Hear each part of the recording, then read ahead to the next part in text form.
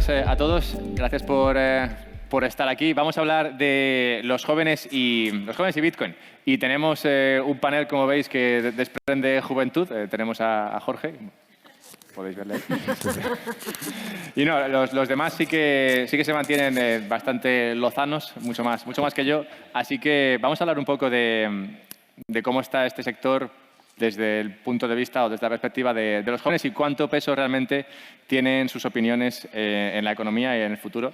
Así que vamos a hablar un poco de todos estos temas. Si os parece, voy a sacar uno así para ir introduciendo la cuestión y, por favor, me gustaría escuchar vuestras opiniones. ¿Se interesan en vuestra opinión, los jóvenes por Bitcoin? Y me gustaría empezar con alguien que sea realmente joven. Vamos a hablar con el que no se le ve la cara, BTC Byte. Buenas tardes. Muchas gracias por estar aquí. Bueno, por Bitcoin en concreto yo diría que no en un inicio. Creo que todos los jóvenes que conozco entran más porque conocen a alguien que ha hecho mucho dinero o porque hay cierta moneda que lo está petando. Y hay muy pocos que realmente se interesan por Bitcoin porque realmente Bitcoin es una herramienta y cuando la necesitas viene a ser una sociedad en la que está plenamente corrupta. Aquí en Occidente, por suerte, no tenemos ese problema, pero en países como Turquía, Argentina, Venezuela, creo que es más obvio que incluso la gente joven sí que pueda interesarse. Aquí entran por intentar ganar dinero y que económicamente saquen algo, porque la sociedad, los jóvenes a día de hoy tienen una situación muy precaria, cada día el alquiler es más caro, cada día hay más desempleo juvenil e intentan aferrarse a eso, a conseguir más dinero como sea. Luego ya algunos se quedan en Bitcoin. Tenemos personas de otros países que no son España. ¿Pueden dar su opinión? Por ejemplo, Lore.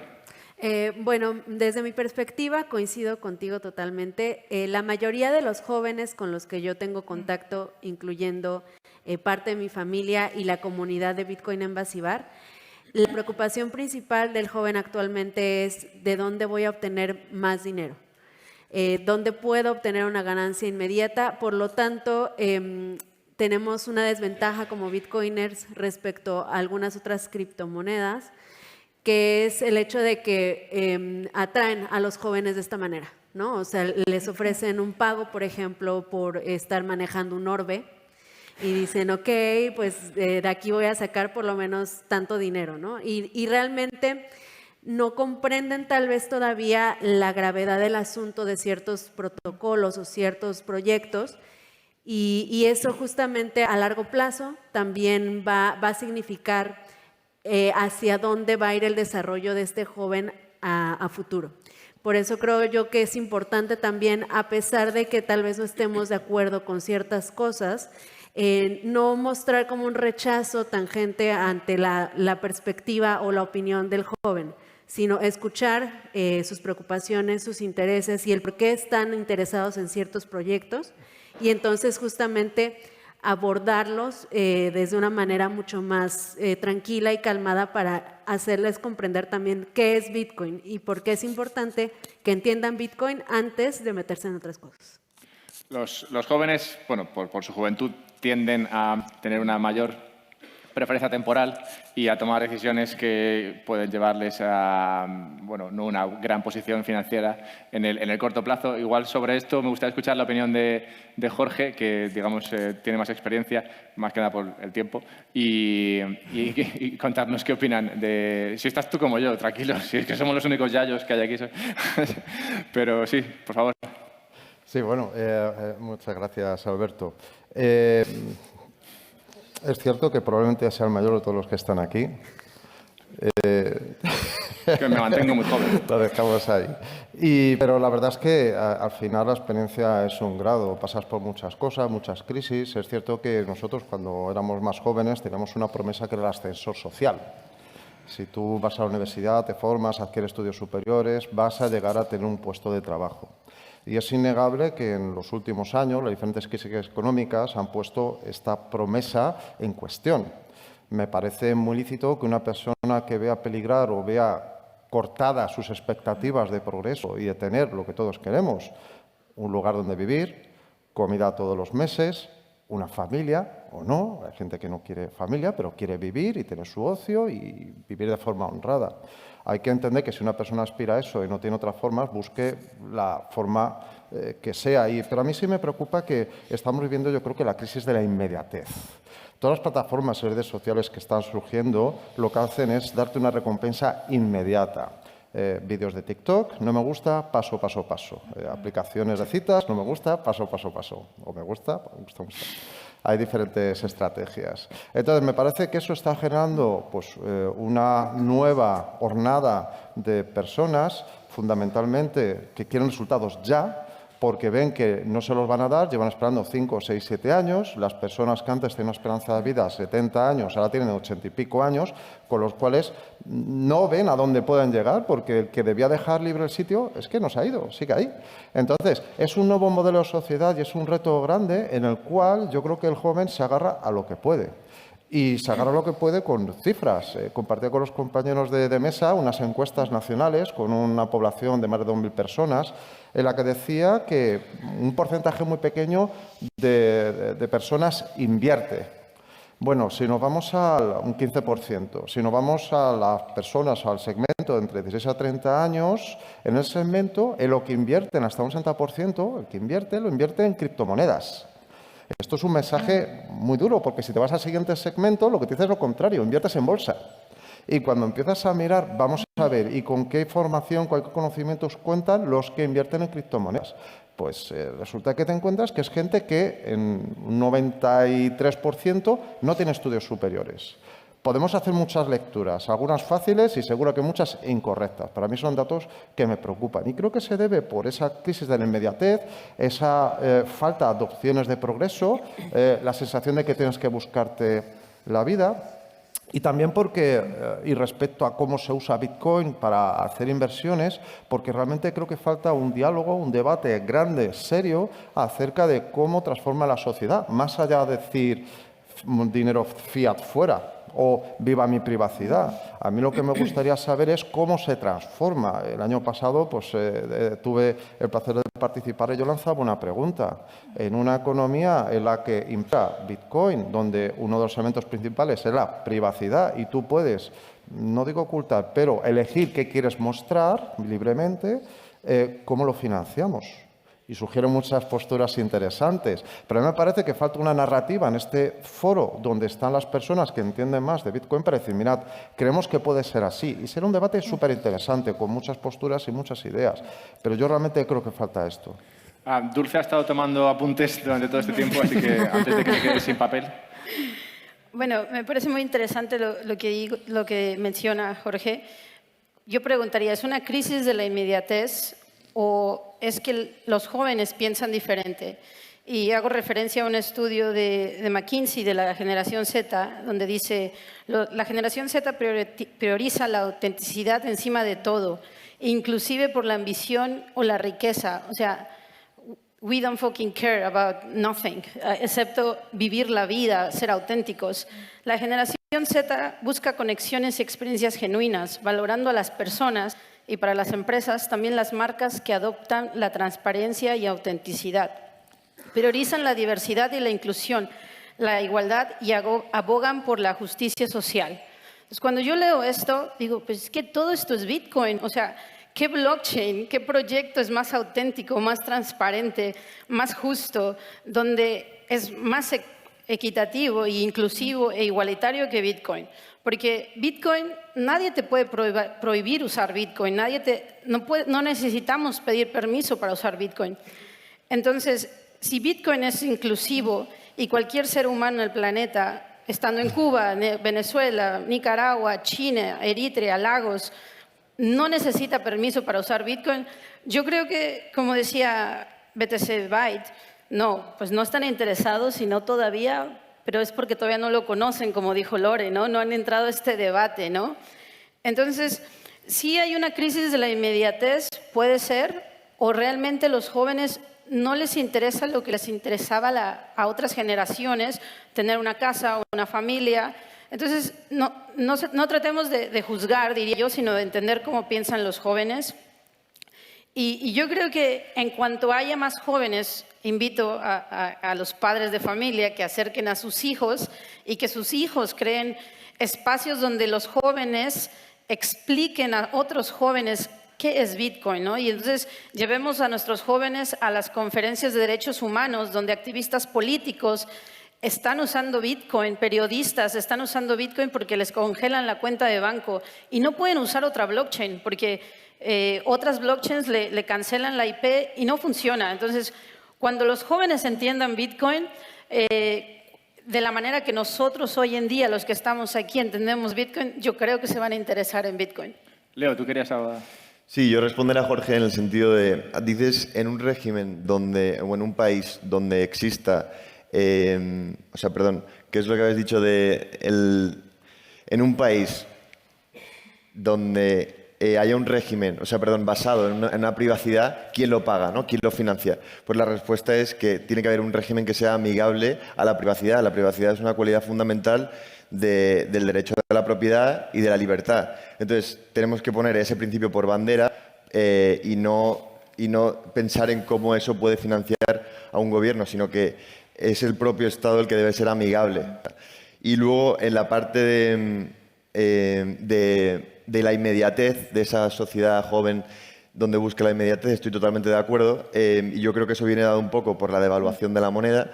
Creo que tienen que buscar alternativas de cómo compensar esa pérdida en poder adquisitivo.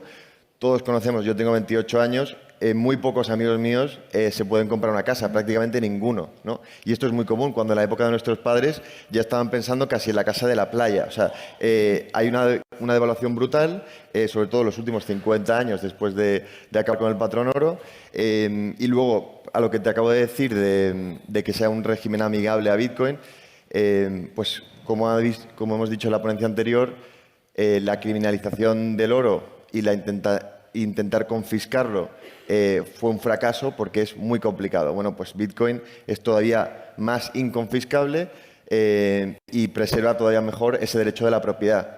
Por lo tanto, pues en ese sentido es la mejor alternativa, ¿no? Si una persona, si el joven que ahora mismo no tiene interés en Bitcoin y lo único que tiene interés es porque ve que el precio sube y quiere arriesgar, porque ve que da igual el ritmo al que intente ahorrar, nunca va a poder ahorrar a un ritmo mayor del que imprime el dinero, con lo cual siempre va a haber cómo se pierde ese poder adquisitivo. Entonces, la única alternativa es arriesgar o buscar algo que no me puedan devaluar. La respuesta es Bitcoin. Hemos hablado mucho de la inmediatez y creo que ahí estáis todos de acuerdo. Los jóvenes y lo inmediato creo que va un poco de la mano, pero el hecho de que acaben tomando decisiones arriesgadas con su capital puede venir por dos lados. Puede venir por la juventud, la falta de conocimiento, o por una educación que sería derivada o que derivaría en esa falta de conocimiento. Nancy, quería preguntarte, ¿qué opinas que tiene más peso a la hora de empujar a los jóvenes a tomar malas decisiones económicas o con su dinero? Si es una cuestión de educación o es una cuestión de los incentivos a los que se enfrentan. Ok, bueno, buenas tardes a todos. Yo doy clases para una universidad en Costa Rica acerca de, inicialmente el curso se llamaba Criptomonedas y Blockchain Technology, pero ya le cambié el nombre a Bitcoin y los criptoactivos.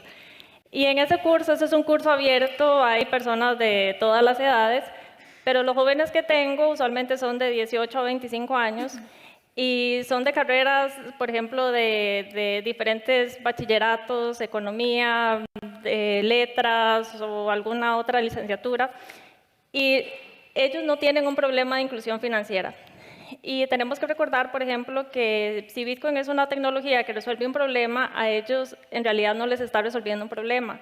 Entonces, cuando ellos van por ejemplo, cuando salen con sus amigos a un restaurante o a donde sea, ellos, aún entendiendo Bitcoin, no utilizan necesariamente una billetera de Lightning para hacer un pago.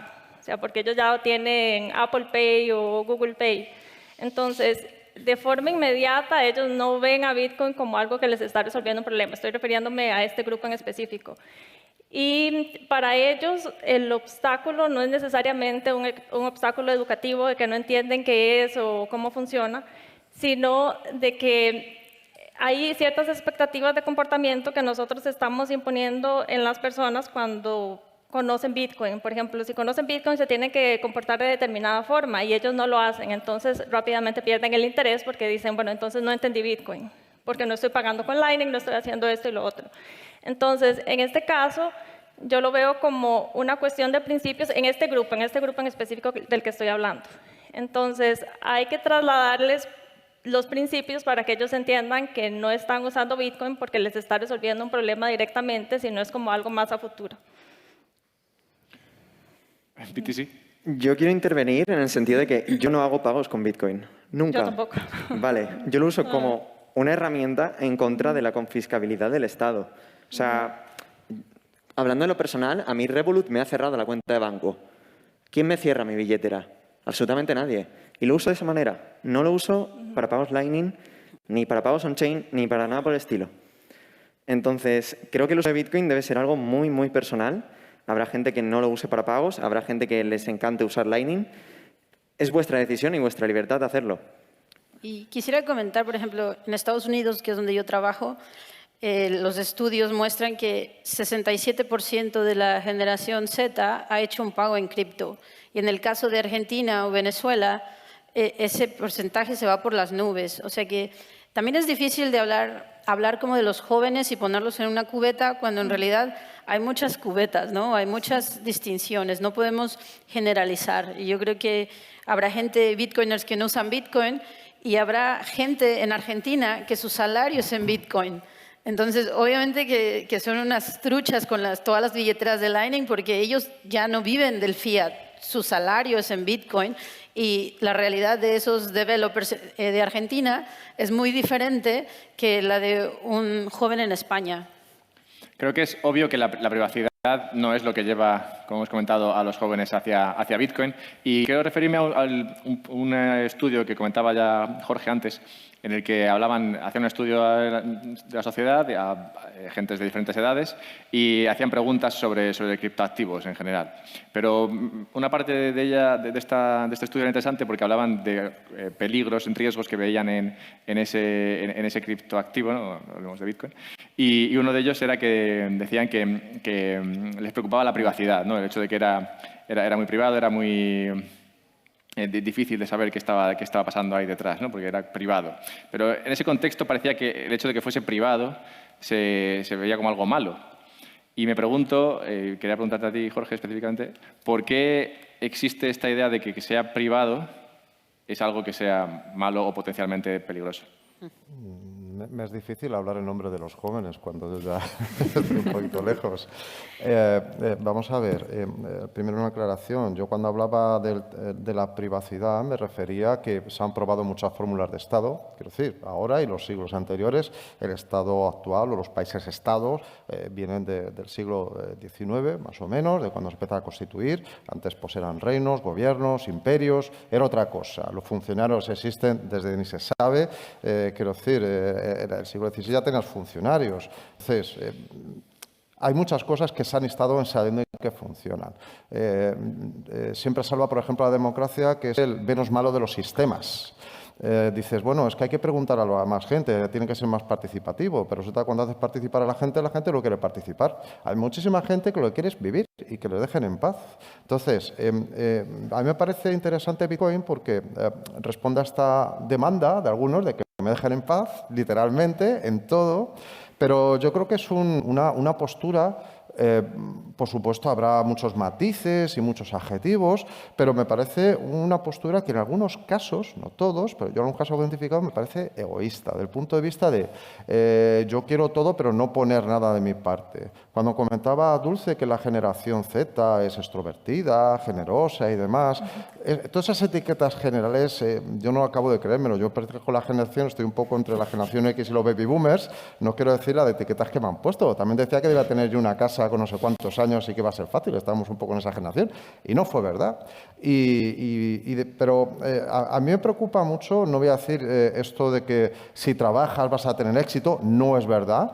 Puedes trabajar, dejarte la piel todos los días 12, 14 horas y no tener éxito, ni siquiera para comer. Hace poco salía por Twitter el caso de un joven que tenía 2 trabajos Y toda la gente, había un grupo que les decía, ole, así se demuestra lo que son los jóvenes, no nos quedamos parados y demás. Y había otro grupo que decía, pero ¿no veis que este chaval va a tener una vida laboral asquerosa, con 2 trabajos, ¿cuánto tiempo lo va a poder aguantar? Y cuando tenga 40 años o 50 años, seguramente lo manden a la calle. ¿Qué seguridad laboral, qué continuidad, qué futuro tiene este chico? Entonces, siempre hay muchas visiones acerca de esto. Yo soy contrario a poner etiquetas generales. Y yo lo que sí que veo es que necesitamos una narrativa. La narrativa a mí me sigue faltando. Estáis comentando cosas, puedes comprar o no, puedes invertir, almacenar, preservar para futuro, puedes educar en cómo se compra Bitcoin, pero ¿cuándo vamos a educar a cómo ser un ciudadano que, en una economía o una sociedad en la cual los pagos con ese tipo de monedas? Cuando yo hablo de privacidad, yo no me refería tanto a que no te metieras en mi vida, me refería a que el modelo de Estado que tenemos a día de hoy se basa en que en un momento dado sabe cuánto tienes aproximadamente. Y hay un grupo privilegiado, elitista de la población, en lo que es muy difícil saber lo que tiene. Todos aventuramos que tiene una barbaridad. Y yo, como comentaba el año pasado, Bitcoin democratiza eso. Hace que cualquiera pueda tener unas finanzas que sean difíciles de fiscalizar. Y yo lo que me preguntaba era, en ese contexto, ¿cómo defino un Estado en el cual tiene que saber cuánto tienes para saber tu régimen tributario, los diferentes elementos que vas acumulando para decir, oye, te toca pagar, voy a decir la palabra prohibida, que igual no la habéis dicho todavía, impuestos? Entonces, al final, igual que la democracia es el menos malo de los sistemas, los impuestos, que alguna fórmula de impuestos entiendo yo que habrá que sea razonable, es lo que me gustaría debatir, más allá de decir, no, yo te doy impuestos, pero si quiero. Yo creo que esto no es opcional, porque entonces todo lo que disfrutamos, todo lo que tenemos a nuestro alrededor, nace de que alguien en su momento puso dinero para financiarlo. Carreteras, policía, sanidad, educación, todo eso viene de haber puesto y tener un modelo de sociedad en el cual se dan impuestos de una forma más o menos distribuida. E insisto, muy mejorable. Y a mí lo que me gustaría saber es cómo construyo una sociedad donde el individuo tiene la capacidad perfecta de ocultar su patrimonio económico, pero entre otras cosas. Comentaba antes que también tienen cosas muy buenas. Trazabilidad. Cuando yo dé una fracción de Bitcoin de impuestos, voy a saber qué se ha financiado. Lo voy a poder saber. Y a eso me parece un ejercicio de transparencia sumo. Claro, la cuestión es, bien, ¿y qué hacemos con lo otro? Entonces, a mí me parece que hay elementos para trabajar y no tienen que ver con cómo se opera con Bitcoin. Tiene que ver qué hacemos. Tenemos la suerte de tener en el panel a personas de diferentes países donde ser ciudadano puede significar diferentes cosas. Has hablado de servicios que espera la sociedad, pero que son diferentes en España de los que se pueden recibir en países, como ha comentado Dulce, Eritrea y otros países, donde los servicios que espera el ciudadano recibir pues, no son los que considera que debería pagar con sus impuestos. Entonces, me gustaría saber cómo se ve esto diferente en otros países. Por ejemplo, Lore, ¿cómo crees? Mira, yo estaba escuchando ahorita lo que está diciendo Jorge. Me parece que la visión en general de los jóvenes y de las personas sobre la privacidad, porque quería abordar este tema en específico, es que no es necesaria, ¿no? O sea, y uno lo observa simplemente teniendo una charla casual con amigos, con familia, con tus primos, con tus hijos, donde tú les dices, bueno, es que esta aplicación o este programa o esta página web está tomando tus datos, ¿no? Y la respuesta siempre es, y no tengo nada que ocultar, ¿no? O sea, y creo que esta problemática de narrativa general que llevamos arrastrando desde hace décadas es también el reflejo de cómo se asume el papel nuestro como ciudadanos o como individuos en la sociedad. Entonces, desde mi perspectiva, es importante que como personas que estamos en contacto con amigos, con familia, empecemos a crear esta conciencia y este cambio de narrativa para entonces crear una conciencia de la preocupación por la privacidad y por la soberanía del individuo, porque sin eso, sin ese pensamiento crítico de decir esto no es conveniente para nadie, solamente para aquellos que nos están vigilando o para aquellos que tienen el control, Sin esa conciencia es muy difícil que una persona entienda también las cualidades que tiene Bitcoin y el por qué es importante aprender a usarlo. Y desafortunadamente en países de Latinoamérica tenemos toda una escuela de adoctrinamiento que nos incita más bien hacia la ignorancia en lugar de buscar el pensamiento crítico. Y esto, a menos que alguien en tu familia haya sido lo suficientemente abierto o haya tenido esa visión de decir, ok, es que lo que me están diciendo en estos medios realmente no es así. O bueno, me están diciendo esto, voy a buscar otras fuentes, ¿no? No estamos conscientes de ello. Y es que justamente los gobiernos y la gente que está en el poder, pues es más conveniente mantenernos así, ¿no? O sea, ¿para qué quieres saber? No es necesario, ¿no? O sea, no te preocupes, yo me hago cargo. Y es mucho más cómodo y por eso es que la gente y la mayoría dice, bueno, está bien, te voy a creer, ¿no? Porque es más cómodo para mí. Ahora estás inmerso también en una realidad donde no hay una salida. O sea, tú estás inmerso en una economía que está actuando en tu contra al final, que está mermando tu valor, que tú estás acumulando con tu trabajo y no encuentras una forma de escapar de ello. O sea, tienes que seguir jugando ese juego con esas reglas, a menos que encuentres ese pensamiento crítico que te lleve a buscar otra solución, que te lleve a encontrar Bitcoin. Ese pensamiento crítico que es difícil o puede ser difícil encontrarlo en la educación financiada precisamente con tus impuestos. Dulce, puedes que has comentado algo a este respecto, creo, ¿no? Sí, bueno, algo que quiero comentar es, yo estudié economía y digo siempre la broma que de formación soy economista, pero si estudiamos toda la educación pública o universal alrededor del mundo, solo existe un puñado de países, empezando por los países nórdicos, que te enseñan economía en la primaria. Entonces, tú te puedes ir casi a cualquier país del mundo y tú no ves economía a menos de que estudies en la universidad. Y yo creo que economía es algo básico, algo fundamental. Y luego llegan los chicos, no sé, que están en su casa hasta los 18, se van a vivir fuera de casa y no saben pagar la luz, no saben no saben cómo funciona la economía real. Y entonces yo creo que algo que podemos hacer en casa es eso, empezando desde casa. ¿Cómo enseño a mis hijos? Oye, vente, voy a pagar los impuestos, vente conmigo y decir, oye, papá, ¿por qué pagas tantos impuestos? Oye, mamá, ¿por qué te quitan la mitad del salario?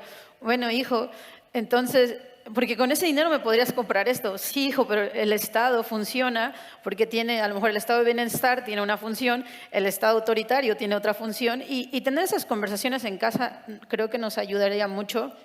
Y como dijo Lore, la educación es vital, pero no es una educación de adoctrinamiento, sino lo que vamos a ir platicando después. Lo que necesitamos es pensamiento crítico o adversarial thinking, ¿no? Cuando tú empiezas a estudiar Bitcoin Core, te encuentras con esta frase todo el tiempo, adversarial thinking. ¿Y qué fregados es? Es pues pensamiento crítico, ¿no? ¿Cómo piensas cómo puede ir todo mal?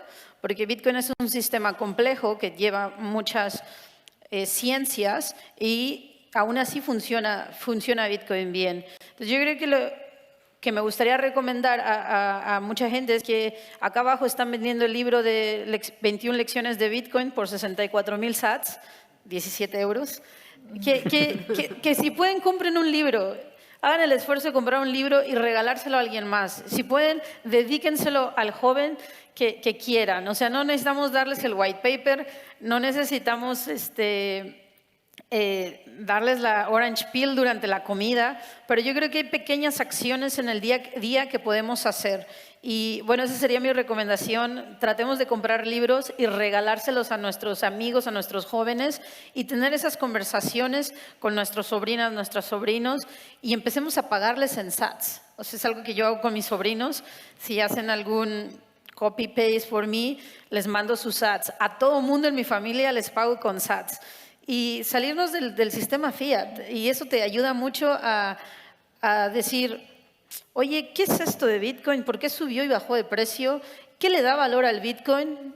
Entonces yo le pregunté, ¿qué le da valor al euro? ¿Qué le va a dar valor al dólar? Y van a salir las conversaciones de manera natural. ¿Querías comentar algo, Leo? Sí, no, estoy de acuerdo con Dulce totalmente, sobre todo con lo que ha dicho antes, además, que en Latinoamérica el porcentaje de jóvenes que adoptan las criptomonedas es mucho mayor y yo creo que en gran parte por necesidad. Yo también soy muy pro a gastar, a usar esos sats por varias razones. Una, porque, por ejemplo, en Latinoamérica, la gente que ahorra en dólares, por ejemplo, en Argentina, en toda Latinoamérica, y la pregunta es ¿por qué? ¿No? Y la razón es porque preserva su valor mejor en el tiempo. Yo ahorro en dólares y voy a gastar rápidamente toda esta moneda local que se devalúa muy rápido.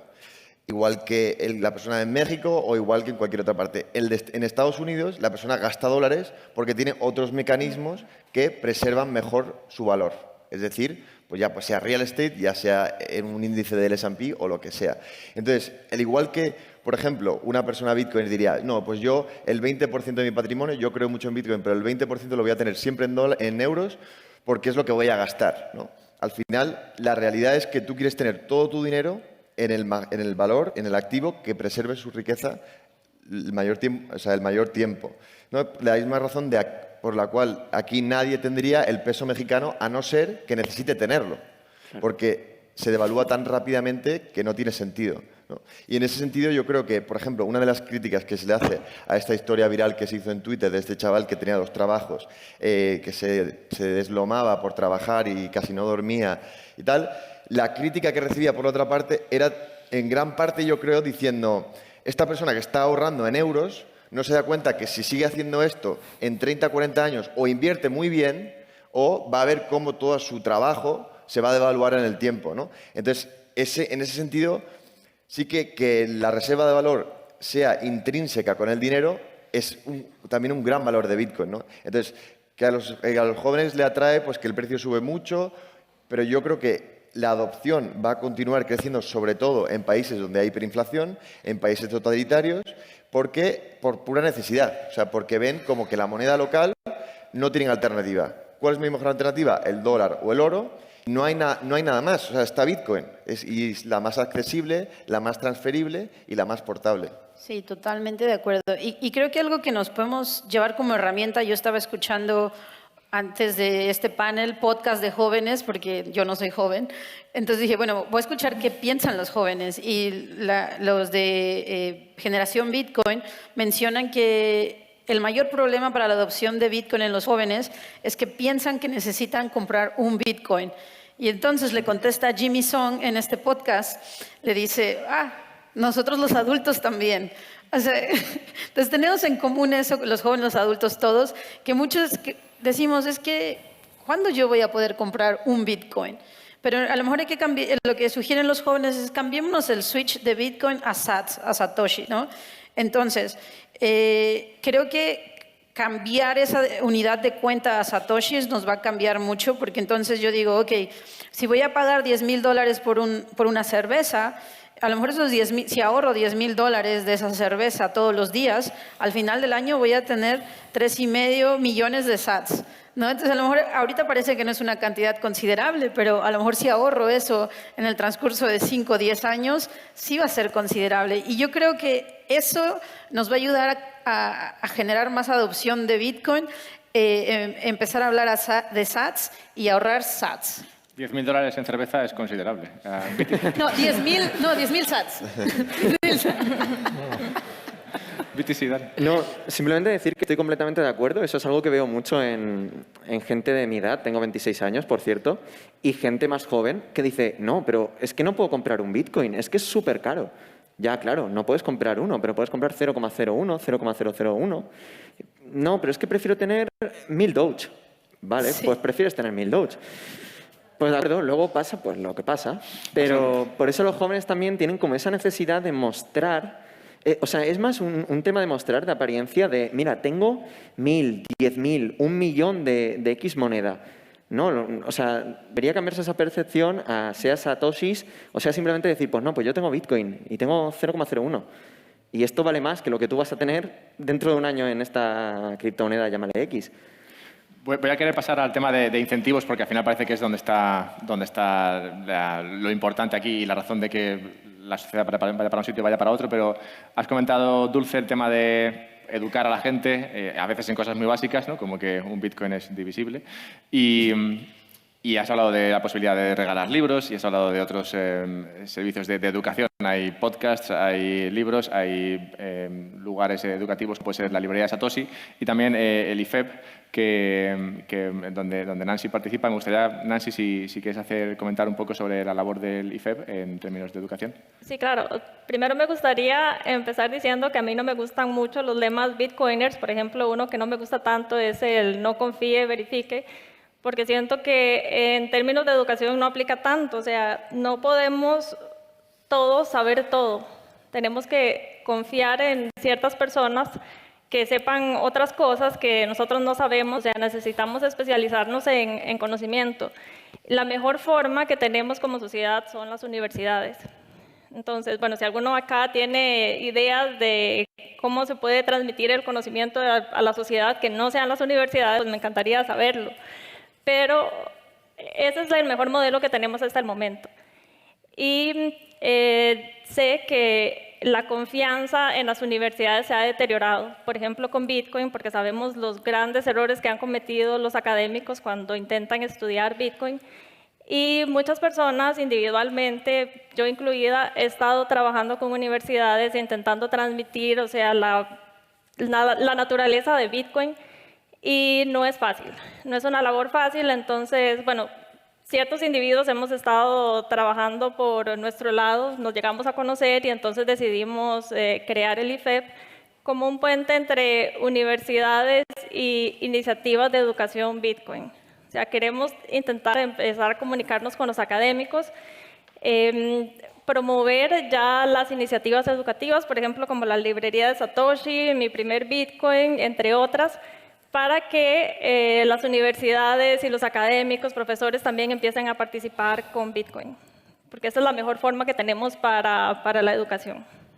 Jorge, ¿querías comentar algo al respecto? Por alusiones, claro.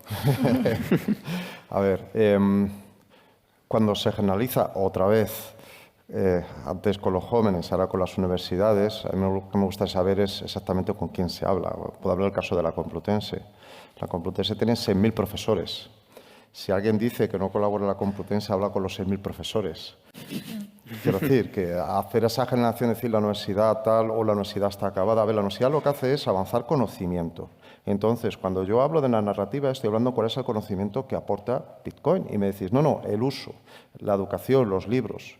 Leo los libros y hay muchas ideas recurrentes y a lo que creo que estamos es ante una profesionalización de algo que se acaba de inventar, el activo digital, que está explotando por otros sitios. Hay conferencias interesantísimas aquí acerca del dinero europeo electrónico, creo que está muy bien, pero hablar de conocimiento es otra cosa. Entonces, el conocimiento en la universidad pasa por un debate, una discusión que tiene que ir más allá de decir, oye, invertimos en satoshis, invertimos en dogecoins, Eso no es conocimiento, eso es una profesión. Y creo que hay sitios donde se aprenden profesiones donde no tienen por qué ser universidades. Cuando vas a una universidad tiene que haber ciencia. Tiene que haber ciencia en algún sitio. No nos gusta que haya ciencia. Bueno, pero entonces la universidad no es el foro. Pero es que no es que la universidad no sea válida para discutirlo. De hecho, es el sitio donde vas a poder tener el debate para, dentro de las contradicciones que van a surgir, los diferentes puntos de vista, van a emerger diferentes escuelas de pensamiento con soluciones, aportaciones. Todas las grandes revoluciones sociales nacen en las universidades. Cuando ha habido revoluciones políticas, ¿dónde empiezan las revoluciones? En las universidades, porque está el público joven, 17, 18, 19 años. Empiezan a ser independientes, a gestar sus ideas y a defenderlas. Y a veces se equivocan y a veces se acierta. Pero esa lucha yo creo que es importante para el avance de la sociedad. Entonces, a mí me parece que cuando habláis de educación, hay una educación preuniversitaria, ¿vale? Que igual que se hace educación en finanzas en otros sitios, yo creo que hay que empezar a hablar de la educación en finanzas, vamos a decir digitales, no sé si es el término, pero yo creo que hay que empezar a contar estas cosas y no encontrar estos números de desconocimiento acerca de lo que significa. Y cuando saltas a la universidad, la educación se llama superior por algo. Es educación superior porque vas a tratar con gente que supone son científicos. Ahora es obligatorio en España que todo profesor de la universidad sea doctor. Eso significa que ha hecho una tesis doctoral y eso significa que ha publicado, ha defendido sus ideas ante foros de expertos y él puede ser considerado o ella un experto. Este es lo que ocurre en la universidad. Entonces, puede que la universidad no sea el foro para debatir según qué cosas. Si lo que vamos a hablar es, oye, ¿invertimos en Dogecoins o invertimos en Satoshis? No es el foro. Entonces, es el foro para discutir las cosas que estaba comentando antes. ¿Qué modelo social queremos? ¿Cómo se transforma? ¿Qué impacto económico puede tener tal decisión? Y hacer proyecciones, simulaciones y tesis doctorales acerca de cuál es el impacto económico, social de determinadas decisiones que tomen colectivos y sean trabajos súper sesudos de señores, señoras, que estén 1 año, 2 años escribiendo artículos, discutiendo, debatiendo, definiendo ideas. Y a lo mejor salen 20 tesis doctorales y de esas ideas saldrán más conocimientos. Quiero dejar claro que cuando en la universidad se genera conocimiento, no es escribir un libro, es más que escribir un libro. Es tener contenido que está revisado por tus pares. Es decir, gente que lo ha mirado de forma crítica y ha dicho bien o mal. Ahora podemos entrar en casuística de quien dirá, pues yo conozco un caso de un profesor, una profesora que publicó no sé qué y lo tenía acordado para publicarlo. Yo no digo que no, pero lo que digo es que la excepción no confirma la regla. Lo que ocurre aquí es que la inmensa mayoría de gente que trabaja en la universidad es honesta y decente y de verdad que hace sus publicaciones y genera conocimiento. Y el conocimiento es generar un escrito, normalmente, defenderlo en varios foros hasta que es aceptado, discutido, suficientemente contestado por la comunidad científica. Y habrá gente a favor y gente en contra. Y el científico vive con la contradicción. Quisiera hacer una mención, que lo que tú dices es lo que hacemos todos los días en open source.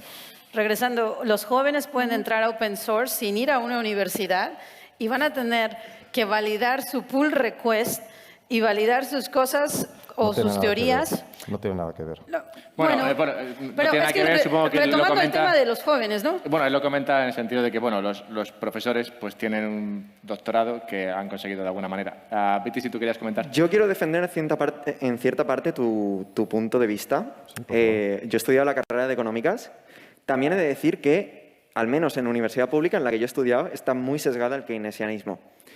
Pero puedo hablar con causa y conocer cómo funciona la política monetaria, cómo se genera la inflación, cómo se retrae, se inyecta liquidez en el mercado, y en base a eso veo que Bitcoin es una herramienta perfecta para evitar el mangoneo de la soberanía monetaria que tienen los bancos centrales o los gobiernos, porque a veces que son los propios gobiernos los que emiten moneda. En Europa pues es el Banco Central Europeo, pero en Turquía, básicamente, el Banco de Turquía está ligado al Estado. Entonces, creo que es muy importante la educación en la universidad. A mí me ha venido muy bien la carrera de Económicas, pero siendo pública también hay cierto sesgo. El Estado no tiene incentivo a proveerte de herramientas en contra del propio Estado. Al menos es lo que opino. Y comentando, o sea, haciendo un poco de polémica, no estoy de acuerdo contigo, porque, por ejemplo, hablemos de Bitcoin Core, del software development de Bitcoin Core. O sea, si tú haces una propuesta, un Bitcoin Improvement Proposal, han pasado años para que se acepte, por ejemplo, Taproot, ¿no? Entonces, si tú estás diciendo que las universidades están aquí y open source está acá, voy a gritar. No he dicho eso. Entonces, no, lo estoy diciendo él. Entonces, lo que estoy diciendo, y regresando al tema de los jóvenes, hoy en día los jóvenes, como tú mencionaste, esa promesa de que yo estudio una carrera universitaria y tengo un trabajo, ya no existe. Por los costos, la calidad de vida es muy alta, los costos de vida son muy altos. Entonces, también en Bitcoin Core, por ejemplo, hay muchos profesores, gente con PhDs, pero también hay gente que no estudió una carrera y que a los 15 años o 14 años empezaron a programar y hoy en día llevan 7 años programando. Y el proceso de defender tu Bitcoin Improvement Proposal en Bitcoin Core es tan duro o más duro y con menos política que defender tu tesis doctoral. Y además... Bueno, y solo para decir esto más. ¿cómo, no sé si hay algún ANCAP aquí, pero Leo, ¿cómo en tu opinión de legitimizado, porque yo creo que al final lo que estás hablando aquí es de quién está legitimizado realmente para decir lo que vale y lo que no es vale, ¿no? Sí. ¿Quién tiene la verdad detrás o quién tiene la credibilidad? ¿Cómo de legitimizado ves tú al profesorado universitario o a la ciencia que se publica en medios, digamos, reconocidos a día de hoy entre la juventud? Yo creo que está reconocido. Yo creo que en el sentido de que Jorge defiende que la legitimidad de los profesores viene dada porque están validados por sus pares, lo que dice Dulce tiene todo el sentido del mundo. Oye, estamos en un ecosistema, en una industria, donde todo lo que yo opine y todo lo que sea mi propuesta va a ser contrastado y validado y confirmado por miles de personas muy conocedoras en la industria y muy reconocidas. O sea, eso tiene una validez muy importante, porque al ser código abierto, está abierto a muchísima crítica. Entonces, y hay mucha más gente, muchos más ojos mirando, que pueden ser mucho más exhaustivos. O sea, en ese sentido, o sea, Dulce yo creo que tiene un punto bastante válido. Ahora, ¿cómo está a la par con un doctorado y tal? Pues, por supuesto, o sea, digo, es un debate pues, interesante, pero yo creo que en la juventud está reconocida la universidad, o sea, está el profesorado, pero sí que es verdad que en muchos sentidos es muy sesgado. O sea, yo he podido terminar una carrera de económicas y no saber nada sobre corrientes de economía austríaca, y es todo un poco sesgado hacia una teoría keynesiana, consumo, 2% de inflación, y esto es lo correcto, ¿no? Y jamás me planteo, por ejemplo, preguntas como ¿qué es el dinero?, ¿no? Preguntas que ha puesto sobre la mesa precisamente Bitcoin. Y yo creo que eso todo hace que avance y que mejore toda esta doctrina. Yo creo que eso es muy positivo. Quería preguntarte, Jorge, si crees que los únicos legitimizados para avanzar el conocimiento serían aquellos con un doctorado que hayan conseguido a base de publicar un paper aceptado por sus pares. Porque, bueno, leí un paper sobre esto de un tal Adam Mastroianni que hablaba de que la ciencia es una idea de eslabones fuertes y no de eslabones débiles, en el sentido de que la ciencia avanza a saltos cuando se descubren cosas, y que lo que no hay que hacer es tratar de prevenir que se publiquen cosas que son mala ciencia, porque la mala ciencia al final no dura en el tiempo. Todo el mundo sabe que la gravedad está ahí, porque el que decía que no, pues se mató. Entonces, las ideas buenas se mantienen en el tiempo, y en opinión de este señor al menos, lo suyo sería que hubiese más personas opinando y que ya, digamos, las ideas buenas asomarían por su propio peso. A ver, lo primero, no es que la universidad esté legitimada para ser la única, no. Lo que estoy diciendo es que hemos pasado por muchos siglos de intentar elaborar conocimiento, y os invito a que reviséis literatura para ello, y un sistema que hemos encontrado que es bastante bueno es este de la ciencia, normalmente las experimentales, pero se ha ido trasladando a otras áreas. La filosofía de la ciencia es algo en sí y te dice cómo se hace la ciencia. Entonces, si tú quieres ser ciencia, tienes que seguir ese paso. Ahora, puede que no te interese ser ciencia. No tienes por qué pasar por ese camino. Yo soy también desarrollador de código abierto y sé, por ejemplo, que el código de Linux puede que tenga un nivel equiparable o superior al que me estáis diciendo, porque se habilita todo el desarrollo y todo el trabajo que se ha hecho en blockchain, que es la base. Y seguro que muchos tenéis teléfonos Android. Linux es la base de todos los teléfonos Android que tenéis todos en la sala. Y eso salió como contrapartida a los iPhone cuando los anunció en su día Stephen Jobs. ¿Quién le iba a decir que el código abierto iba a resolver eso? También hay código abierto relacionado con el conocimiento. La Wikipedia. La Wikipedia es conocimiento en abierto contrastado con los pares, y es estudiada esa dinámica en diferentes foros. ¿Se da por válido el conocimiento de la Wikipedia? No. Lo que pasa es que es tan fácil publicar y revisar cosas que hay ciertas dudas acerca de hasta qué punto puedo dar credibilidad. Y por eso se fomenta el espíritu crítico, que lo habéis comentado también antes. La universidad es crítica y debate. Eso es lo que es la universidad. Pero es una crítica y debate que no es gratuito. Quiero decir, emitir una opinión en ciertos foros no es gratuito, requiere un esfuerzo por tu parte. Y cuando yo decía que no está al mismo nivel open source es porque cuando tú haces una contribución, es cierto que tienes que pasar por un proceso de merge request, el otro tiene que hacer el pull y al final se emerge el repositorio y todos contentos. Hacer una contribución al núcleo kernel de Linux es, vamos, la leche, pero es otro nivel, otra cosa distinta. Tiene distintas barreras, distintas energías y lo que se crea es distinto. ¿La ciencia qué te da? Te da, por ejemplo, la vacuna que nos permitió superar la pandemia. Sí. Pero podríamos regresar a los jóvenes. Yo creo que debemos de regresar al tema de los jóvenes. Yo creo que te quedas esta reacción. Mala audiencia. Quiero decir, yo he tenido... A ver... Sabemos, Alberto, que le vamos a hacer divertido esto. No falla.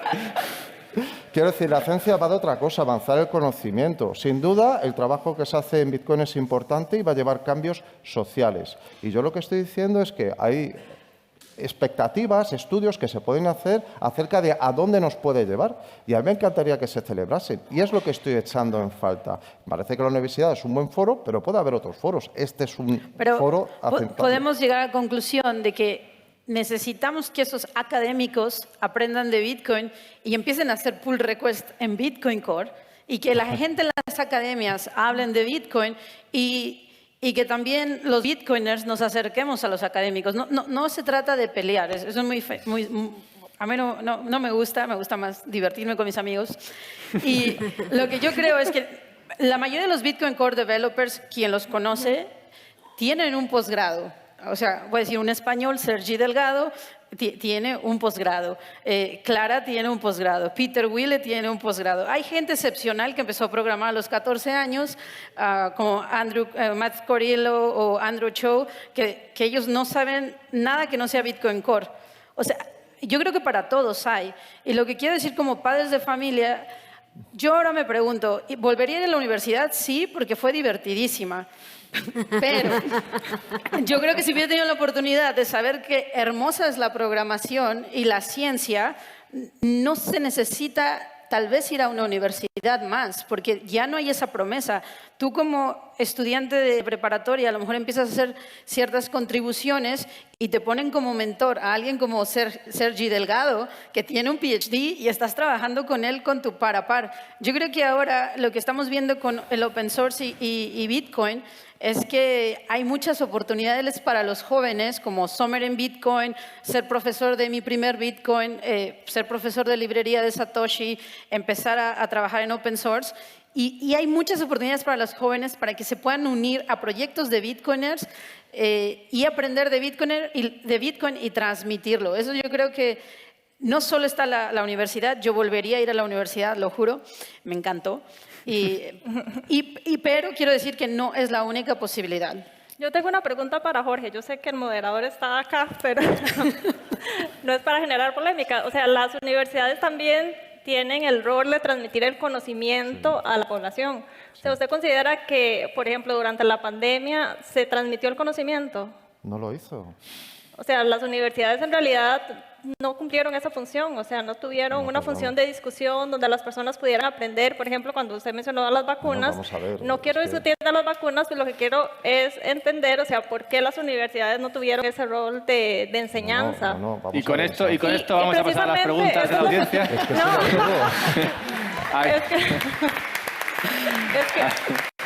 ¿Alguien tiene preguntas por ahí? Mira, hay una mano allí levantada. Manténla levantada porque si no, no te van a encontrar. Te has dado un buen paseo. Bueno, es que no era esa, pero bueno, da igual. Que alguien se acerque. Hola, buenos días. Una pregunta para todos. Un consejo para cómo iniciar un adolescente o una persona joven en Bitcoin. Yo ayer traje a mi hijo de 14 años. Felicito a Dulce por su proyecto. Yo estoy haciendo un máster en una universidad relacionada con Bitcoin, pero desde luego que, bueno, no vamos a seguir con ese tema, pero la pregunta concreta es esa. ¿Cuáles son los pasos para la gente joven involucrarla en Bitcoin? Gracias. Bien, me gustaría responder. Creo yo que uno de los momentos en los que uno se cuestiona cómo acercarse a un joven, ¿no? O cómo acercar el conocimiento a un joven, parte del hecho de que cuando hay una división generacional, es difícil comprender al otro, ¿no? Así de, no entiendo por qué este chiste es gracioso para él, ¿no? O qué le ve de divertido a este TikTok porque para mí eso no tiene sentido, ¿no? Yo creo que una de las cosas importantes cuando se es padre de familia es intentar tener esa apertura de entender al otro, porque conforme van pasando los años, uno va creyendo que tiene la razón de la situación, o que el otro no entiende ciertas cosas, pero no hay un entendimiento de ambas partes. Entonces, es escuchar al otro, entender su contexto. ¿Por qué? Cuando uno intenta enseñar a alguien más, sea joven, sea viejo, sea de cualquier edad, es importante el encontrar en su entorno un vínculo que pueda afianzar el nuevo conocimiento. Porque si yo a ti te empiezo a explicar algo de lo que nunca has escuchado, una palabra nueva, tu cerebro de inmediato intenta formar una imagen mental de ese algo, pero si no tiene una referencia de a lo que me estoy refiriendo, simplemente para ti no va a significar absolutamente nada, ¿no? Entonces, cuando nosotros como padres de familia comprendemos al joven, entonces tenemos un contexto del cual afianzar y ligar el nuevo conocimiento. Y es muy importante lo que dijiste, Dulce, sobre regalar libros y invitar a podcast, lo que sea, pero desde mi perspectiva es más importante el acompañamiento que eso conlleva. Porque de nada le sirve a un joven que tú le llegues y le des un libro, va a decir, ah, qué padre, ¿no? Bye. Lo que va realmente a afianzar ese conocimiento y esa significancia de lo que es ese libro y el conocimiento que lleva adentro es el acompañamiento como padre. El agarrar y sentarme con mi hijo y decirle, oye, vamos a leer esta página, ¿no? Ay, no tengo una página, ándale, ¿no? Y justo cuando uno empieza a tener esta dinámica con los hijos y esta preocupación de entenderlos y estos momentos de compartir algo, entonces tal vez a tu hijo no le vaya a importar o va a decir, bueno, está padre, ¿no? Pero el simple hecho de crear un vínculo contigo, de compartir ese momento, ¿no? Y de que tuviste esa preocupación de sentarte y de compartir con él algo, ya con eso, ese conocimiento se va a quedar ahí para siempre. Leo también. Leo también quería compartir algo. No, o sea, yo lo que le iba a recomendar de cómo iniciar a alguien, a su hijo o a quien sea, es, uno, aunque el libro pueda ser aburrido y tal, pero el patrón Bitcoin es fundamental. Y luego la realidad es que lo que más atrae a un joven es que el precio suba. Y es lo que atrae, para empezar, a todo el mundo que estamos aquí en un inicio. O sea, oye, ¿qué es esto que ha subido por 10 en no sé cuántos años o lo que sea?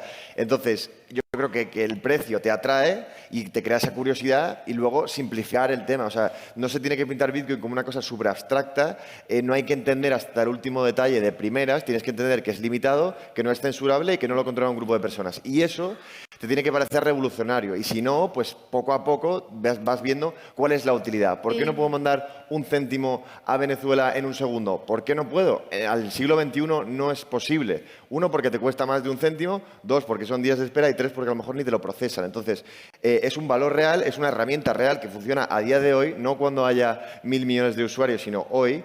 Y yo creo que el valor está ahí. Entonces, poco a poco la gente se va a ir despertando, pero yo creo que el precio atrae y luego la utilidad te engancha. Y si el chaval es... Una recomendación para los españoles que puedan, lleven a sus hijos al Oslo Freedom Forum en Noruega. Van muchos jóvenes. Yo creo que cuando van, un joven habla con otros jóvenes, ya, los dejas ahí juntos y ellos solos los empiezan a orange peel entre ellos. También si el chaval es así de hacer cosas, que son más los chavales, pues puedes hacer un nodo con él, que es como hacer un Lego, o abajo venden Nerminers, que puedes comprarte un Nerminer de esos y eres un minero de repente en casa y puedes ver cositas. Eso creo que es más tangible, no puedes tocarlo y tiene más gracia. Una última pregunta. Mira, la chica, creo que es una chica.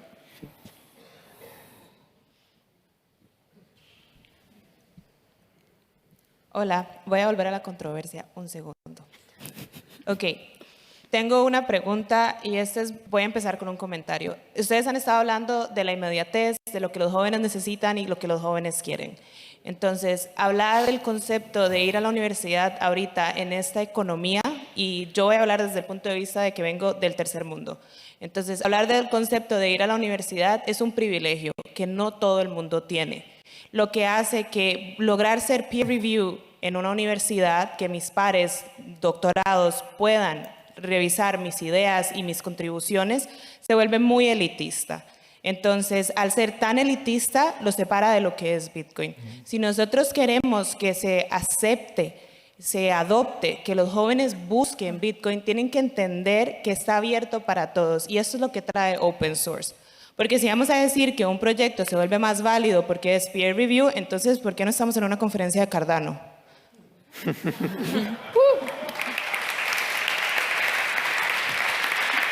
Bien, ya está. No había pregunta después del comentario. La pregunta es, ¿por qué no estamos en una conferencia, Cardano? Vale. Buena pregunta. Vale, muchas gracias. Muy bien.